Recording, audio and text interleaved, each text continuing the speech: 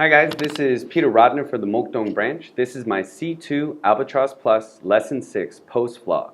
So just as a reminder, the project this week had students getting together and they were creating a presentation that should be interactive that helps both parents as well as children to learn about nutrition, sanitation, as well as immunization. So as I stated, I did have some concerns about this program this week, and I did make some adjustments and modifications to the final presentation. So here are just a few ways that I implemented different components, and hopefully they can help you out. So one of my major concerns was that the stories in the novel this week do not actually relate to the topic of the presentations that they would have to do. So in order to do this, I really had to do a balancing act of which stories that I would be focusing on, as well as how I would be implementing the activities in the CSLP. So these are just a few modifications that I made in my classes. So for the stimulus page, one thing that I really focused the majority of my time on was actually just the image of the food pyramid. I thought this was a great image to help students understand the idea of concrete as well as tangible ideas. Both these ideas are really brought up a lot of times in the book Made to Stick.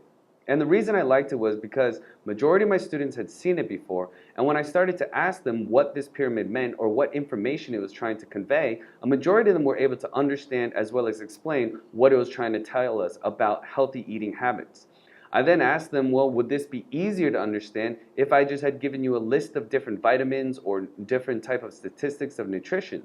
Obviously, this was a lot easier, so students started to get the idea that they needed to make sure that their presentation was something that students could really understand. So for the personal project part 1, this was pretty easy to have a discussion on nutrition or healthy eating habits. A lot of my students were able to think of different types of foods that obviously both parents as well as children should be eating. However, I wanted them to go a little bit further and start thinking of other ideas.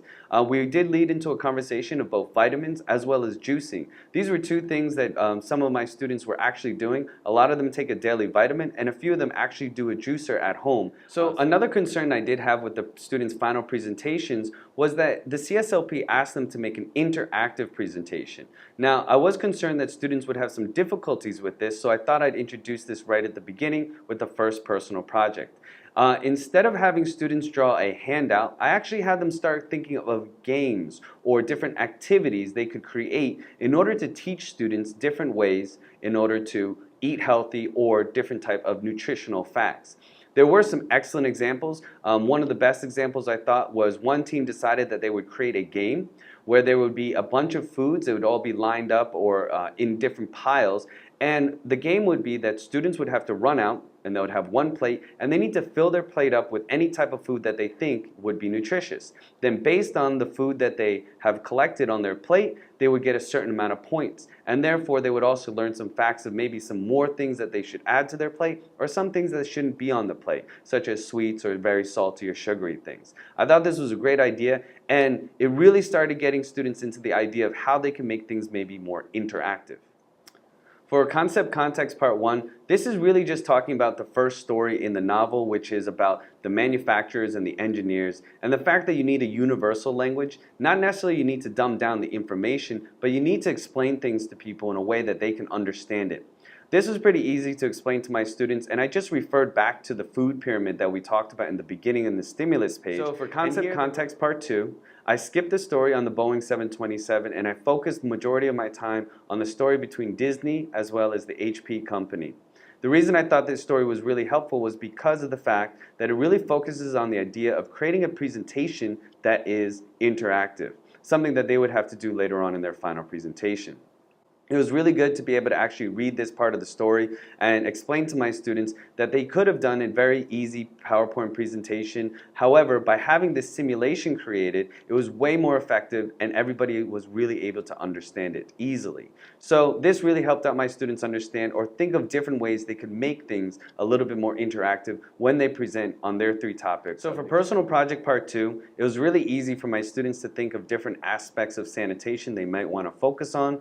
For example, there was washing your hands, brushing your teeth, and obviously washing your body on a daily basis.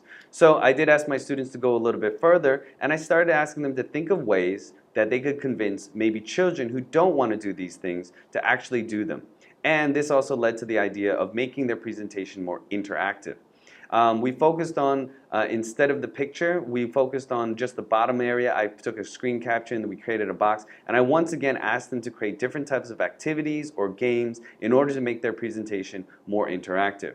This being the second time around, a lot of groups had a lot more ideas, so I was very happy with overall the progress. So for Concept Context Part 3 and 4, I decided to focus more of my attention on the oral dehydration story rather than the Kaplan story. I felt that the Kaplan story really just explains that you should have a prop or some type of idea that is simple, whereas the hydration story talked about not only some type of health factor, but also the idea that a simple prop such as salt and sugar can really get your message across a lot easier. So the perspective research project went really well. Teams were able to go into the internet and find other articles or information in order to support the ideas of their presentation that they would do later on.